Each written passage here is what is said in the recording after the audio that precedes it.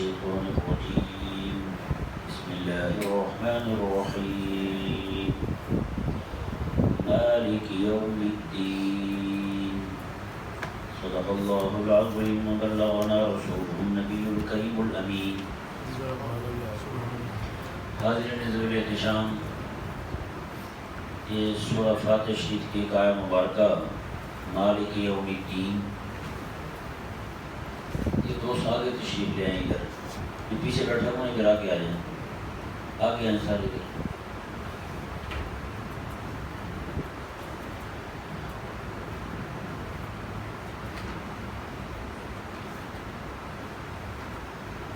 یہ ذہن میں رہے سورہ فاتح شریف میں مرکزی مضامین جو بیان ہوئے ہیں ان کی تعداد 6 ہے۔ کتنے مضامین بیان ہوئے ہیں؟ 6 بیان ہوئے ہیں۔ نمبر 1 توحید، نمبر 2 رسالت، پھر قیامت، احکام، آگے ماننے والے، اور چھٹا درجہ نہ ماننے والوں کا ہے۔ کتنے مضامین بیان ہوئے ہیں؟ 6 بیان ہوئے ہیں۔ الحمدللہ رب العالمین الرحمن الرحیم، یہاں تک توحید کا بیان ہے۔ کس کا بیان ہے؟ توحید کا بیان ہے۔ الحمدللہ رب العالمین الرحمن الرحیم تک یہاں پر توحید بیان کی گئی۔ مالک یوم الدین، یہاں اس آیت مبارکہ میں قیامت کا بیان ہے۔ کس کا بیان ہے؟ قیامت کا بیان ہے۔ ایاک نعبد و ایاک نستعین، ہم تیری ہی عبادت کرتے ہیں اور تجھ ہی سے مدد مانگتے ہیں۔ یہاں پر سارے کے سارے احکامات بیان کیے گئے ہیں۔ ایاک نعبد کو اگر آپ کھولیں تو جتنے بھی عبادت رب تبارک و تعالی کی اطاعت کو بھی کہتے ہیں، اس کی عبادت بجا لانے کو بھی کہتے ہیں۔ تو جتنے بھی احکامات ہیں رب تبارک و تعالیٰ کی طرف سے، رسول اللہ علیہ السلام کی طرف سے، وہ سارے کے سارے ایاک نعبد و ایاک نستعین کے تحت آتے ہیں۔ صرف اسی کے تحت سارے احکامات آتے ہیں۔ اہدنا الصراط المستقیم، اہدنا الصراط المستقیم صراط الذین انعمت علیہم، مولا ہمیں سیدھے راہ پر چلا، وہ راستہ جن پر تیرا انعام ہوا۔ اس آیہ مبارکہ کے اس حصے میں اللہ تبارک و تعالی نے نبوت کو بیان فرمایا اور ان کا ذکر فرمایا جو انعام والے ہیں۔ انعام والوں میں سب سے پہلی جماعت انبیاء کی ہے، تو نبوت کا مسئلہ آ گیا۔ تو انعام والوں میں صدیقین بھی ہیں، شہداء بھی ہیں، صالحین بھی ہیں، سارے کے سارے۔ تو یہ سارے کے سارے جتنے بھی انعام والے ہیں سارے ماننے والے ہیں، کیونکہ مان کر انہیں انعام ملا ہے۔ رب تعالیٰ کے احکامات کو مان کر، اس کی ذات کو مان کر، اس کی صفات کو مان کر، شرک سے دور رہ کر، توحید کو اپنا کر ان پر انعام ہوا۔ تو رب تبارک و تعالیٰ نے اس آیت مبارکہ کے اس حصے کے اندر ماننے والوں کا ذکر کیا۔ آگے غیر المغضوب علیہم ولا الضالین، مغضوب علیہم جن پر رب کا غضب ہوا، اور ولا الضالین اور گمراہ، اس آیت مبارکہ کے اس حصے کے اندر اللہ تبارک و تعالیٰ نے نام ماننے والوں کا ذکر فرمایا۔ اب ایسے سمجھیں یہ سورہ فاتحہ جو ہے یہ اسے ام القرآن کہتے ہیں۔ کیا کہتے ہیں؟ ام القرآن، ام الکتاب کہتے ہیں۔ ام الکتاب کا مطلب یہ ہوتا ہے کتاب کی اصل۔ کیا ہوتی ہے؟ کتاب کی اصل۔ اور یہ ذہن میں رہے یہ سورہ فاتحہ جو ہے یہ ایک طرح سے مقدمہ ہے پورے قرآن کا۔ پورے قرآن کا مقدمہ ہے۔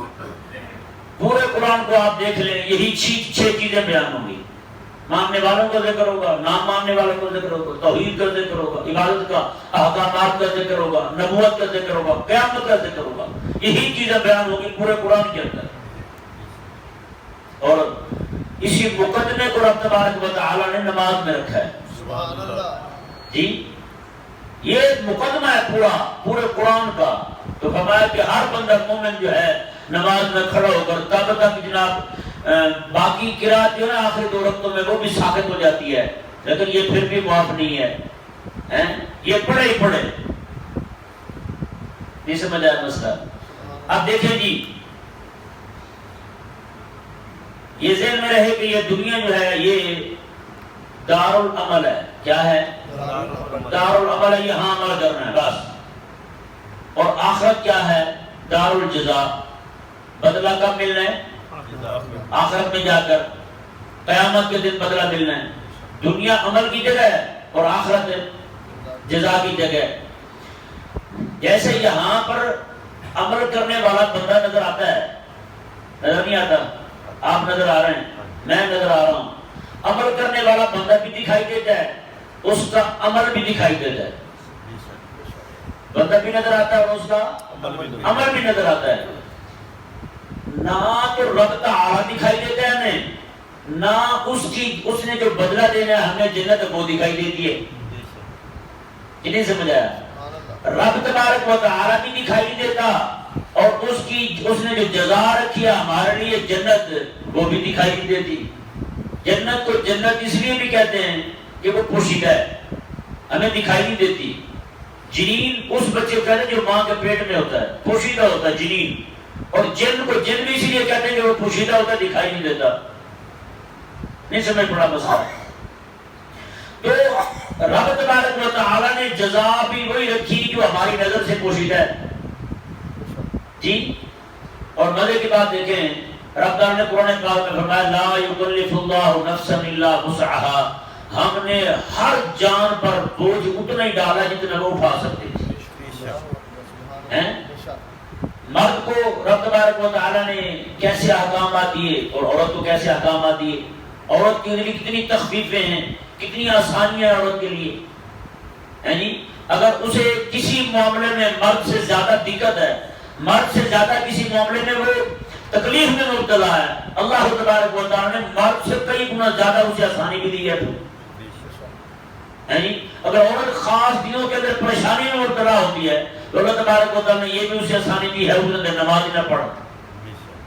بتائیں بھائی، تو یہ دنیا کے اندر عمل جو ہے رب تبارک و تعالی نے رکھا بندے کی وسعت کے مطابق۔ نماز قیام فرض ہے، نہیں کھڑا ہو سکتا، بیمار ہو گیا ہے، میں بیٹھ جا، اب بیٹھ بھی نہیں سکتا، اتنا کمزور ہو گیا، میں لیٹ کے پڑھ لے نماز، لیٹ کے میں سر کے اشارے سے پڑھ لے نماز۔ بتائیں بھائی، عمل جو رب تبارک و تعالی نے رکھا ہے نا، ہم پر لاگو کیا، لازم کیا ہے، وہ بندے کی طاقت اور وسعت کے مطابق لازم کیا ہے۔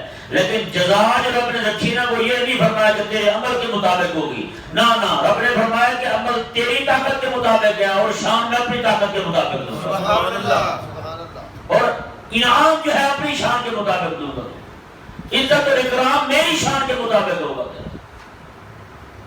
یہاں پہ ایک مسئلہ ذہن میں رہے، کچھ لوگ جو نا وہ اعتراض کرتے ہیں کہ رسول اللہ علیہ السلام نے رب تبارک و تعالیٰ کا دیدار نہیں کیا،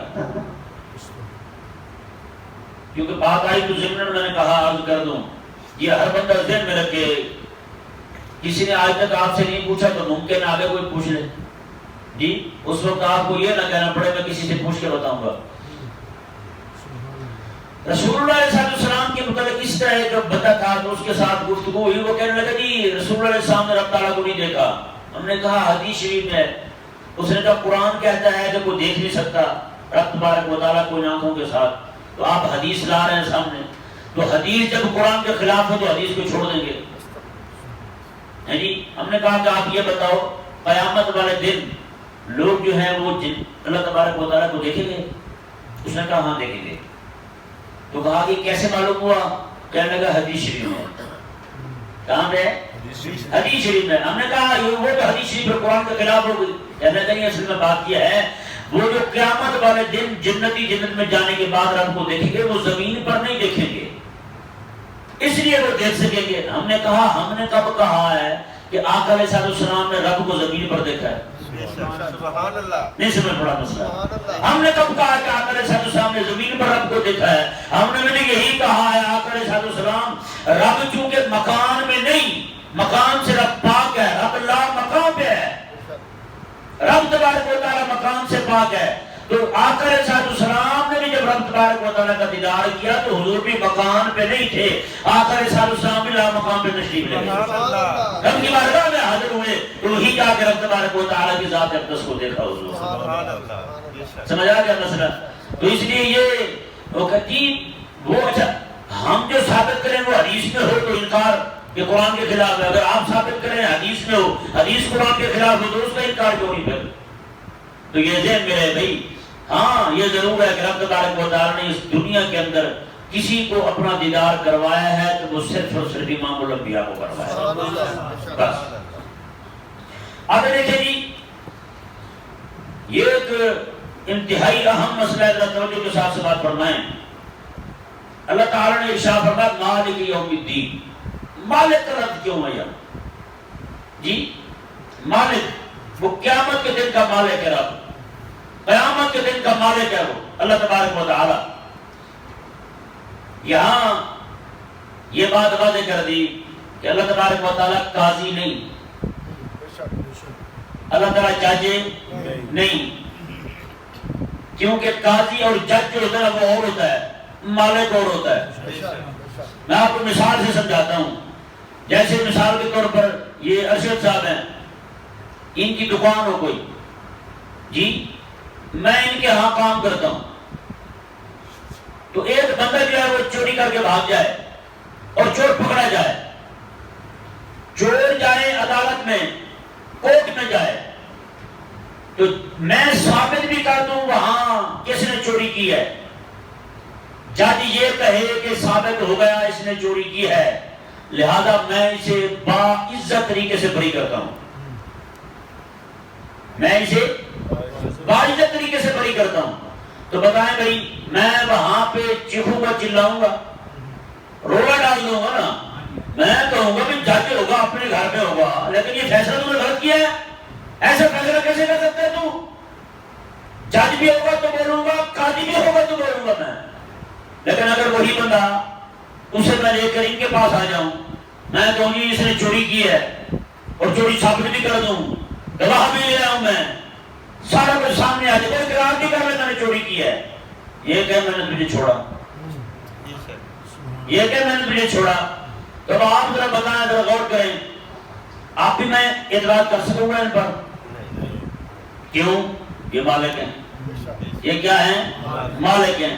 رب تبارک و تعالی نے یہی فرمایا مالک یوم الدین، قاضی یوم الدین نہیں فرمایا، مالک یوم الدین فرمایا ہے، میں وہ قیامت کے دن کا مالک ہے جیسے چاہے فیصلہ کرے۔ سبحان اللہ۔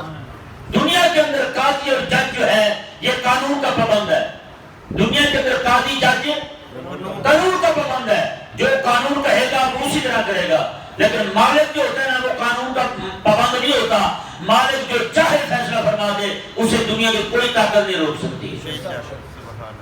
سمجھ آیا نا مسئلہ؟ یہ اس کے اندر فرق ہے۔ اچھا مزید دیکھیں ذرا، اس بات کو مزید کھولتے ہیں، کوئی انہی کی مثال لیتے ہیں، ارشد صاحب کی بات چل رہی ہے تو انہی پہ بات کرتے ہیں آج۔ یہ ارشد صاحب جو ہیں ان کی دکان ہے بھائی، ٹھیک ہے نا جی، ان کے پاس میں کام کرتا ہوں، انہوں نے کہا کہ آپ کو 3 مہینے کے بعد تنخواہ ملا کرے گی۔ کتنے مہینے بعد؟ 3 مہینے کے بعد۔ میں نے سال کام کیا، ہر 3 مہینے بعد تنخواہ دیتا رہا، دوسرے سال کے 2 مہینے میں نے کام کیا اور دوڑ گیا، میں تنخواہ بھی نہیں لی اور میں بھاگ بھی گیا، تو انہوں نے کہا کہ یار اور ساتھ گڑبڑ بھی کر گیا، وہ سامان بھی لے گیا ان کا، تو انہوں نے کہا کہ بندہ ڈھونڈو، یہ ڈھونڈتے ڈھونڈتے کسی شہر سے مجھے پکڑ لیتے ہیں اور پکڑ کے لاتے ہیں اپنے پاس، پولیس کے حوالہ نہیں کرتے، کہیں اور نہیں لے جاتے، مجھے پکڑ کے لاتے، مجھے سمجھاتے ہیں یار اس طرح نہ کرو، آپ مہربانی کرو، ہمیں بھی آپ کے ساتھ محبت ہے تو آپ کام کرواؤ۔ جب میں دیکھوں گا نا کہ مالک جوش میں ہے، مالک بڑا مہربان ہے، تو میں ذرا لاڈ میں آ کے پتہ کیا کہوں گا، میں کہوں گا ذرا مہربانی فرمائیں، آپ اتنے ہی کریم ہیں تو پچھلے 2 مہینے کی تنخواہ دے دیں، اگرچہ گڑبڑ کر کے ہوں میں، مجھے گڑبڑ جب معاف کر دی ہے مجھے تو باقی مجھے دے دیں گے مجھے۔ کریم اکرم صلی اللہ علیہ وسلم نے ارشاد فرمایا قیامت کے دن رب تبارک و تعالی ایک بندے کو پکڑے گا، اسے فرمائے گا رب تبارک و تعالی تو نے یہ گناہ کیا ہے، اٹھ کر وہ کہے گا کیا ہے، اعتراف کرے گا، اقرار کرے گا، پھر فرمائے گا یہ بھی کیا ہے، کہے گا یہ بھی کیا ہے، یہ بھی کیا ہے، کہے گا یہ بھی کیا ہے۔ اللہ تبارک و تعالیٰ فرمائے گا اے بندہ مومن، تیرے ان گناہوں کے بدلے میں بھی تیرے لیے انعام ہے، تیرے گناہوں کے بدلے میں بھی تیرے لیے انعام ہے. رب تعالیٰ خود قرآن میں کہا یبدل اللہ سیئاتہم حسنات. اللہ تبارک و تعالیٰ چونکہ مالک ہے، جس کے لیے چاہے اس کے لیے گناہوں کو بھی نیکیوں میں تبدیل فرما سکے، گناہ بھی نیکی میں بدل دے. اس وقت جب بندہ مومن جو ہے اللہ تبارک و تعالیٰ کی طرف سے یہ سنے گا، سننے کے بعد رب تبارک و تعالیٰ کی رحمت پر اسے اعتماد، یقین، توکل اور بڑھے گا تو کہے گا مولا وہ فلاں فلاں گناہ بھی جو میں نے کیے تھے، وہ فلاں فلاں گناہ بھی جو میں نے کیے تھے، وہ بھی تو مہربانی فرمانا نیکی میں بدل دے. وہ بھی اللہ تبارک و تعالیٰ کریم آقا علیہ السلام نے جب یہ بیان فرمایا نا، صحابہ فرماتے ہیں بدت نواجذہ، حضور اتنا مسکرائے کہ آقا علیہ السلام کی داڑھیں صحابہ کو نظر آنا شروع ہوئی. میں ابھی وہ بندہ ڈرا ہوا تھا جب اس نے کریم کے کرم کا جوش دیکھا، کریم کی مہربانی دیکھی، کریم کے کرم کی حد دیکھی، تو وہ کہنے لگا مولا اتنا کریم ہے تو پھر یہ گناہ بھی ذرا کارکن واٹ نیکیوں میں، اس کے بغیر میں مجھے جنت دے، جنت کے اندر درجے دے، جنت کے اندر انعامات عطا فرما. کریم آقا علیہ السلام نے ارشاد فرمایا قیامت کے دن اللہ تبارک و تعالیٰ اپنی شان کے مطابق ایک بندے کو پکڑے گا، اس کے اوپر چادر ڈال دے گا، اس طرح اپنے اوپر بھی چادر ڈال دے گا. اس سے پھر پوچھے گا بتا یہ گناہ تم نے کیا تھا؟ وہ آہستہ بولے گا کہے گا کیا تھا. اللہ تعالیٰ فرمائے گا اونچا کیوں نہیں بولتا؟ کہے گا مولا کہیں یہ سونی نہ لیں. اللہ تعالیٰ فرمائے گا اگر کہ جب میں نے دنیا میں کسی کو نہیں سننے دیا یہاں کیسے سننے دوں گا؟ بتائیں جی کریم کے کرم کی حد نہیں ہو گئی. تو یہ یہاں پہ ایک بات اور سنے ضمن عرض کرتا ہوں. بعض لوگ کہتے ہیں کریم آقا علیہ السلام کو کہ تو ہی میرا جج تے وکیل وے، تو ہی میرا وکیل تے جج وے. نعوذ باللہ من ذالک، یہ غلط بات ہے بھائی. جج اور وکیل اور رسول اللہ علیہ السلام کو جج کہنا، بتائیں بھائی تو جج پتہ کیا ہے یہاں کے؟ آپ کو حیرانی ہوگی، جس پر الزام ہے نا وہ بھی مسلمان ہے، جس پر الزام ہے وہ بھی مسلمان ہے، اور جو دعویٰ کر رہا ہے وہ بھی کلمہ پڑھنے والا ہے وہ بھی مسلمان ہے، اور وکیل جو ہے وہ بھی مسلمان ہے، اور جج جو ہے وہ بھی مسلمان ہے. صرف قانون کافر ہے. قانون کیا ہے؟ وہ کافر ہے، باقی سارے مسلمان ہیں. اس سے کیا فرق پڑتا ہے بتائیں؟ تو خدا کے لیے رسول اللہ علیہ السلام کے لیے نہ وکیل کا لفظ بولے نہ جج کا لفظ بولے. کریم آقا علیہ السلام کے لیے دونوں لفظ بولنا بے ادبی اور گستاخی ہے. یہ دونوں لفظ آقا علیہ السلام کے لیے نہیں بول سکتے. وکیل جس معنی میں آج بولا جا رہا ہے ویسے حضور وکیل ہیں، کام بنانے والے ہیں حضور اپنی امت کے، لیکن جس معنی میں یہ بول رہے ہیں نعوذ باللہ. اور اس کا معنی پتہ کیا مطلب اس کلام کا؟ کہہ رہے ہیں قیامت والے دن حضور آپ ہی ہمارے وکیل ہیں، ہمارا کیس لڑیں گے بھی آپ، فیصلہ بھی آپ کریں گے. یہ کیا ہو گیا بھائی؟ نہ وکیل پتہ کون ہوتا ہے؟ وکیل یہ ہوتا ہے وہ کہے کہ یہ جو میرا موکل ہے اس نے قتل بھی کیا ہو، وکیل کھڑا ہو کہے گا نہیں کیا، اس نے نہیں کیا، دلائل دے گا. وکیل دلائل دے گا اس نے قتل نہیں کیا، اس نے بدکاری کی ہے، وکیل دلائل دے گا نہیں کی بدکاری اس نے. لیکن شفیع کون ہوتا ہے؟ شفیع وہ ہوتا ہے قیامت والے دن رب کی بارگاہ میں کھڑا ہو کے کہے مولا یہ مجرم بھی ہے، گناہگار بھی ہے، سیاہکار بھی ہے، تو کرم فرما. سبحان اللہ. میں نے شفیع یہ ہوتا ہے. یہ کیا ہوا بھائی؟ تو ہی میرا وکیل جج دے کیوں بھائی؟ اچھا جی آگے دیکھیں جی. سکول اور کالج جو ہے نا یہاں پہ وکیل تیار ہوتے ہیں. کیا تیار ہوتے ہیں؟ وکیل تیار ہوتے ہیں. فیس لے کے آپ کا مقدمہ لڑنے والے ہے نا، نیچے سے لے کر اوپر تک سارے ہر جگہ فیس. اب یہ فلاں فیس فلاں فیس فلاں فیس، آخر میں فیس آخر جو پرچہ دیتے ہیں مقدمہ آپ ہار چکے ہیں، مبارک ہو، اب آپ تشریف لے جا سکتے ہیں. ہے یا نہیں؟ وکیل میں اور سفارشی میں فرق دیکھیں آپ. وکیل میں اور سفارشی میں فرق دیکھیں. مثال کے طور پر کسی بندے نے قتل کیا تھا، قاتل ہے وہ بندہ، مقتول نے بھی وکیل کیا، قاتل نے بھی وکیل کیا، دونوں نے وکیل کھڑے کر دی. اور پہلے لوئر کورٹ آتی ہے اس میں جاتے ہیں، قاتل کے حق میں فیصلہ آتا ہے اسے لٹکا دیا جائے. سیشن کورٹ گئے، اس نے بھی فیصلے کو برقرار رکھا، کہا کہ قاتل کو لٹکا دو. ہائی کورٹ گئے، اس نے بھی کہا کہ اسے لٹکا دو. پھر انہیں اپیل دائر کی سپریم کورٹ میں جا کے، وہاں بھی وکیل، لوئر کورٹ میں، ہائی کورٹ میں، سپریم کورٹ میں ہر سیشن کورٹ میں، سپریم کورٹ میں، ہر جگہ وکیل کی ضرورت تھی. کس کی ضرورت تھی؟ وکیل کی ضرورت تھی. وکیل جا کے کیا کرا؟ نہیں قتل کیا اس نے، نہیں قتل کیا اس نے، جھوٹ چلتا رہا. جب سپریم کورٹ نے بھی کہا دیا اسے لٹکا دو، تو اب وہ بندہ ڈھونڈتا ہے کہ اب بات جا پہنچی ہے ملک کے بادشاہ تک. کس تک جا پہنچی ہے؟ ملک کے بادشاہ تک. تو کیوں نہ بادشاہ کے پاس، حاکم کے پاس، صدر کے پاس کوئی سفارشی لے جایا جائے. آپ جسے سفارشی کو لے جائے گا وہ وکیل نہیں ہوگا. وکیل تھا عدالت میں، جب بادشاہ کے پاس گیا تو اب وکیل نہیں کہ وہاں کھڑا ہو کے دلائل دے. پہلے وکیل جھوٹ بولتا رہا، اس نے قتل نہیں کیا. اب بن کے گیا ہے سفارشی، حاکم کے پاس گیا ہے، وہاں جا کے کہتا ہے اس نے قتل کیا ہے، آپ مہربانی کریں اسے چھوڑ دیں، اس سے جرم ہوا ہے، آپ مہربانی کریں اسے رحم کرتے ہوئے چھوڑ دیں اسے.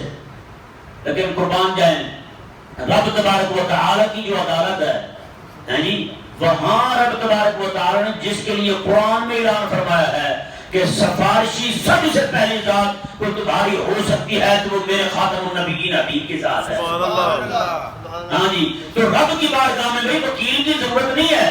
اس لیے رسول علیہ السلام کو آپ وکیل نہ سمجھیں، جج نہ سمجھیں. آقا علیہ السلام کو، آقا علیہ السلام کو رب تبارک و تعالی کی بارگاہ میں اپنا شفیع اور اپنا سفارشی مانیں. نہیں سمجھ آیا مسئلہ؟ ہاں یہ بڑی عام بات ہے. آگے دیکھیں جی، سکول اور مدرسے کا فرق کیا ہے بھائی؟ سکول کے اندر وکیل تیار ہوتے ہیں اور مدرسے کے اندر سفارشی تیار ہوتے ہیں. کون تیار ہوتے ہیں؟ سفارشی تیار ہوتے ہیں. جیسے آپ وکیل کو کرتے ہیں، وکیل فیس لیتا ہے پہلے، اور سفارشی عموماً فیس ہی لیتے. ہوتا نہیں ہوتا؟ سفارشی بیچارے سے اتنی بات پہ تیار ہو جاتے ہیں کہ ان کی گاڑی میں پٹرول ڈال دیا جائے اور راستے میں کہیں پہ قورمہ کھلا دیا جائے، کھانا کھلا دیا جائے، اچھی بوتل پلا دی جائے، اسے راضی ہو جاتے ہیں. سفارشیوں کی شان یہ ہوتی ہے کہ وکیل ہمیشہ فیس پہ چلے گا اور سفارشی جو ہے وہ روٹی کھا کے بیچارہ خوش ہو جاتا ہے، اسے پٹرول دے دی جائے خوش ہو جاتا ہے. اب آپ ذرا بتائیں یار، سفارشی کو بندہ لے جائے، گاڑی میں پٹرول ڈلوائے، روٹی کھلا دے، تو یہ احسان کیا اس پر؟ سفارشی کا احسان نہیں ہے نا، یہ ہے احسان نہیں ہے احسان. تو اسی طرح کر کے خدا کے بندوں، مدرسے کے جو بچے ہیں نا، یہ بھی ہمارے سفارشی ہیں. اگر ہم انہیں کو ایک دو وقت کی روٹی دے دیتے ہیں تو یہ ہم ان پر احسان نہ سمجھیں بلکہ وہ ہمارے سفارشی ہیں. اب دیکھیں جی کریم آقا صلی اللہ علیہ وسلم کا کیا فرمان ہے.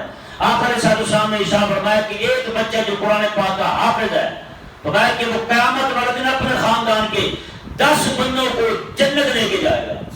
10 بندوں کو جنت لے جائے گا.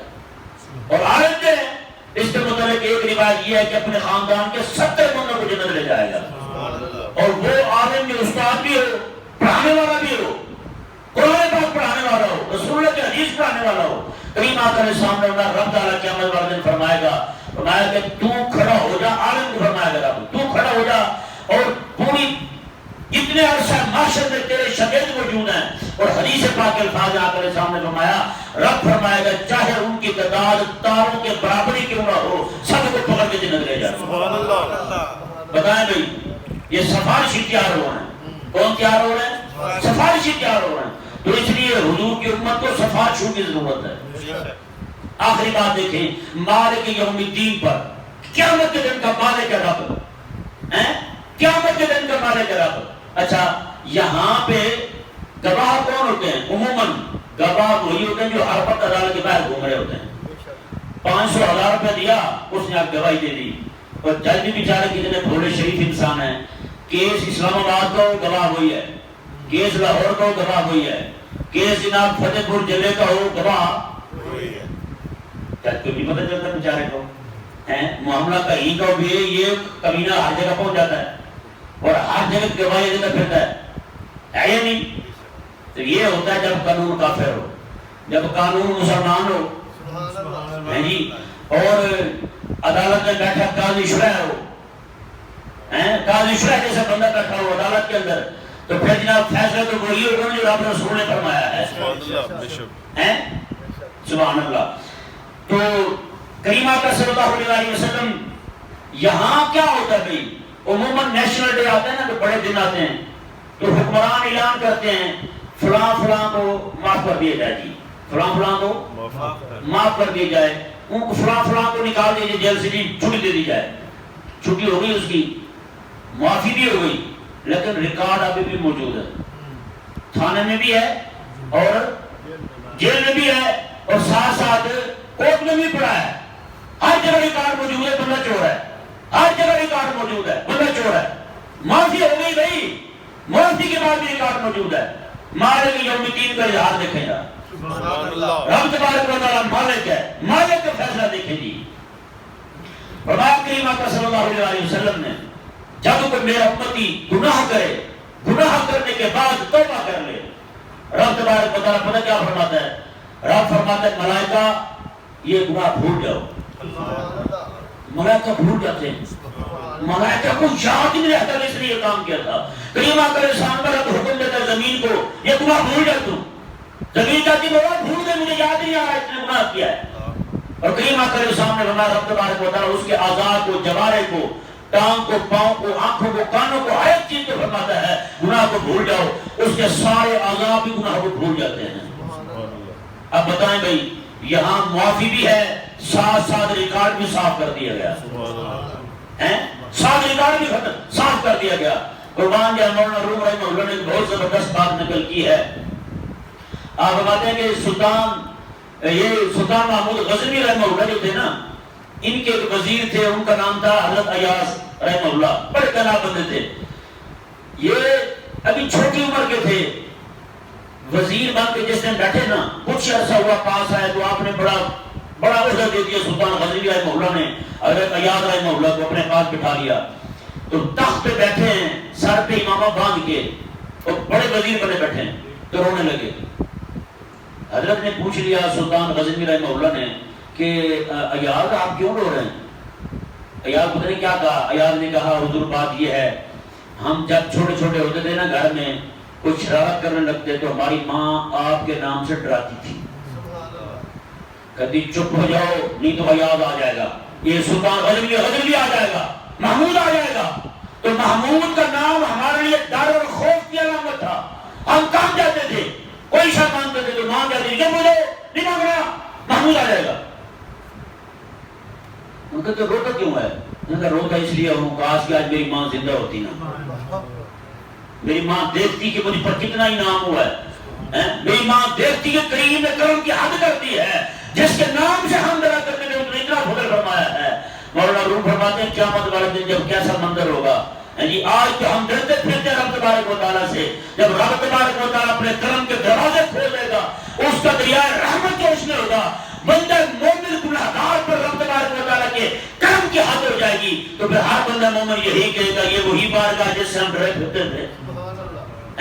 تو مالک یوم الدین، تو مالک یوم الدین جو ہے قیامت کے دن کا مالک، میں کہتا ہوں قسم خدا کی اس جملے کے اندر ایسی چاشنی ہے، ایسا جناب یہ بڑبڑا دیتا ہے کہ ہر بندہ مومن جو ہے وہ قیامت کے دن یہاں بے خوف نہ ہو، قیامت کے جب دن ہو تو وہ جناب بڑی خوشی کے ساتھ رب کی بارگاہ میں جائے گا کہ میرا اللہ جب امتحان لے گا مجھ سے تو پھر دیکھی جائے گی۔ جب مالک ہے نا وہ، تو مالک تو پھر اپنے فیصلے کرنے میں خود مختار ہوتا ہے، اسے کون روکنے والا، اسے کون روکنے والا، لا یسأل عما یفعل، میں کہ جو بھی وہ کرے گا اس سے کوئی نہیں پوچھا جائے گا، اس سے کچھ نہیں پوچھا جائے گا۔ اللہ تبارک و تعالی ہم سب کو سمجھنے کی توفیق عطا فرمائے۔